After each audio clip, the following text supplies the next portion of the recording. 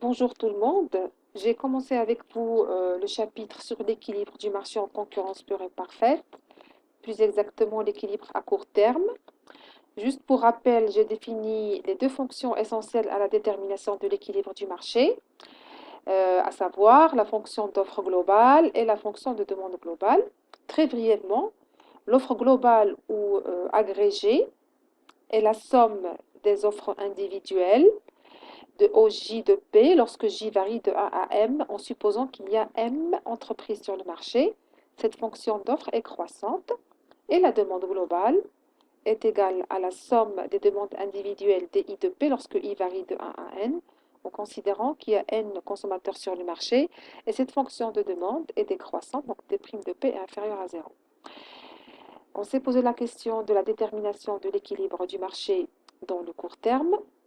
Comment est déterminé cet équilibre? Eh bien, je vous ai dit que cet équilibre nécessite l'intervention d'un agent externe fictif, plus exactement un commissaire-priseur. Ce commissaire-priseur va créer différents niveaux de prix aux offreurs et aux demandeurs jusqu'à ce qu'il arrive à un prix unique, qui va permettre d'égaliser la quantité totale offerte avec la quantité totale demandée. Et c'est à ce prix que va être défini l'équilibre de marché. Ce mécanisme de détermination du prix par le commissaire-priseur est appelé équilibre par tâtonnement walrasien, en référence à Léon Walras. Pourquoi tâtonnement? Parce que justement le commissaire-priseur va proposer différents niveaux de prix par tâtonnement, c'est-à-dire qu'il va proposer un niveau de prix et puis il va voir si l'offre et la demande sont égales, si les intentions des offreurs et des demandeurs sont les mêmes ou pas. Par la suite, il va proposer un deuxième prix et ainsi de suite jusqu'à ce qu'il arrive au prix du marché pour lequel les intentions des uns et des autres sont convergentes. Nous allons maintenant nous intéresser à la détermination de l'équilibre du marché dans le court terme. Cet équilibre du marché est atteint à l'égalité entre l'offre totale et la demande totale. Cette confrontation entre l'offre globale et la demande globale va permettre de déterminer un prix appelé prix d'équilibre du marché. Et à ce prix d'équilibre du marché, les quantités totales offertes vont être exactement égales aux quantités totales demandées. Comment va se présenter la situation graphiquement? Je vais représenter sur l'axe des abscisses les quantités offertes et demandées et sur l'axe des ordonnées les prix, les différents niveaux de prix. Je vais commencer par tracer la courbe d'offre totale. Vous remarquez avec moi que la courbe d'offre totale est croissante. Elle représente la relation entre les prix et la quantité. Plus le prix augmente, plus la quantité offerte va augmenter. Et puis inversement, plus le prix diminue, plus la quantité offerte va diminuer. Donc la fonction d'offre, elle va être croissante comme vous voyez ici. La fonction de demande va être représentée par une courbe décroissante pour un bien normal, bien entendu. Elle décrit, elle aussi, la relation qui existe entre les différents niveaux de prix et la quantité. Nous remarquons qu'il existe une relation négative entre les prix et la quantité pour la raison très simple suivante. Si le prix augmente, la quantité pour un bien normal diminue, et si le prix diminue, la quantité pour ce même bien normal va augmenter. Donc, on va dire qu'il y a une relation positive entre les quantités et les prix pour l'offre, de manière générale. Et puis, pour la demande, il y a une relation négative entre les prix et les quantités pour les biens normaux, pour tout bien normal. Alors, nous constatons qu'il y a un point de rencontre à ce point particulier entre l'offre totale et la demande totale, et c'est ce point qui va nous permettre de déterminer le prix d'équilibre du marché. À ce prix d'équilibre du marché, nous constatons que les quantités totales demandées sont égales aux quantités totales offertes, et cette quantité Y étoile, on va l'appeler quantité d'équilibre. Alors, à ce prix d'équilibre, on va dire que les décisions individuelles des agents, consommateurs et producteurs qui vont participer à l'échange sont mutuellement compatibles.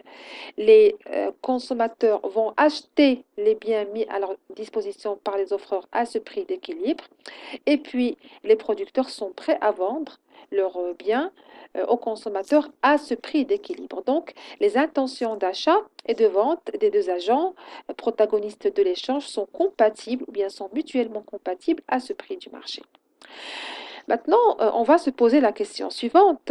Que se passe-t-il lorsque, pour des raisons qu'on ne maîtrise pas, le prix du marché est différent du prix d'équilibre? Dans ce cadre, je vais voir avec vous deux situations.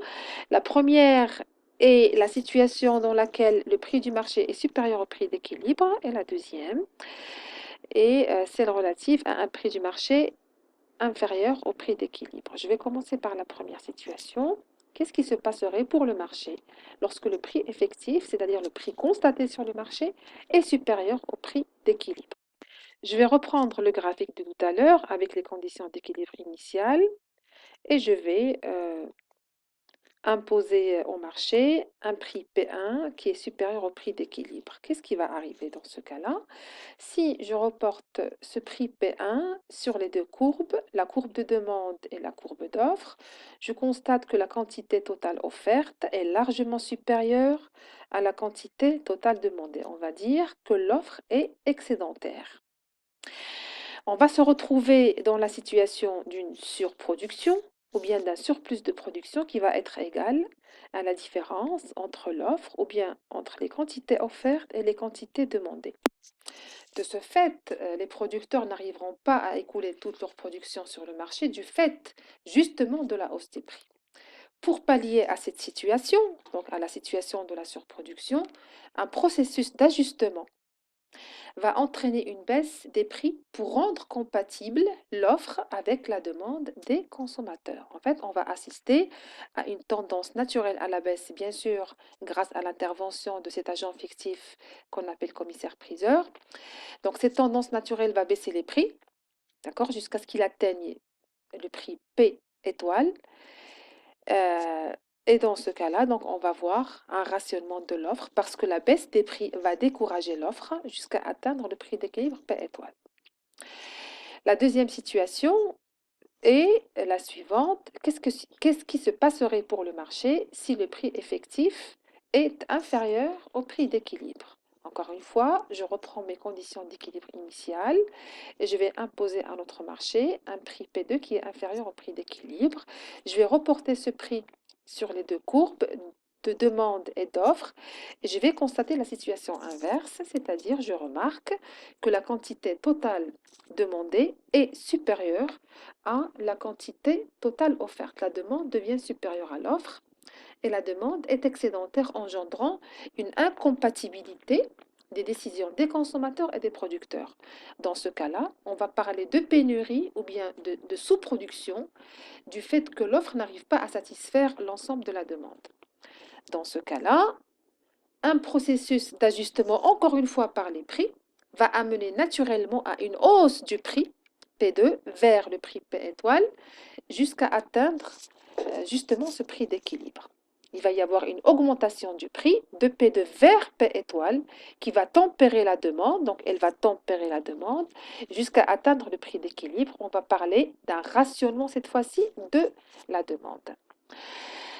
En résumé, on va dire que lorsque le prix du marché est différent du prix d'équilibre, comme les deux situations que je viens de vous montrer, un processus d'ajustement par les prix grâce à l'intervention du commissaire-priseur par tâtonnement valracien va garantir qu'on revienne naturellement vers l'équilibre. On va maintenant se poser la question de la stabilité de l'équilibre. Quelle est la condition de la stabilité de l'équilibre que l'on vient de voir? On va dire qu'un équilibre est stable si, lorsqu'on s'écarte du point d'équilibre P étoile, un mécanisme automatique fait revenir le système au point d'équilibre. Cette, cette stabilité de l'équilibre dépend selon Walras du signe positif ou négatif de la demande nette, c'est-à-dire de la différence entre la demande totale et de l'offre totale. Cette différence est appelée par Walras la condition de stabilité walrasienne. Ainsi, un marché va être en équilibre parfait lorsque la demande nette est égale à 0, c'est-à-dire lorsqu'il y a une égalité entre la demande totale et l'offre totale. Dans le cas où la demande nette est supérieure à 0, eh bien, nous pouvons constater aisément que dans ce cas-là particulier, la demande est supérieure à l'offre, donc on va voir une situation de pénurie, comme celle que je vous ai montrée dans le graphique de tout à l'heure. Dans ce cas-là, la demande totale est supérieure à l'offre totale et le commissaire-priseur, pour faire revenir le prix vers le prix d'équilibre, il va créer un prix supérieur à P pour faire quoi? Eh bien, pour rationner la demande. Dans le cas où la demande nette est inférieure à zéro, c'est-à-dire lorsque la demande est inférieure à l'offre, on va se retrouver dans une situation de surproduction à ce prix P. Que va faire le commissaire-priseur? Eh bien, il doit créer un prix inférieur à P afin de rationner l'offre et faire revenir encore une fois le prix P vers le prix P étoile. Et c'est comme ça qu'on va définir la stabilité de l'équilibre dans le court terme. Nous avons terminé l'analyse de court terme et on va tout de suite nous intéresser à l'équilibre du marché de concurrence pure et parfaite dans le long terme.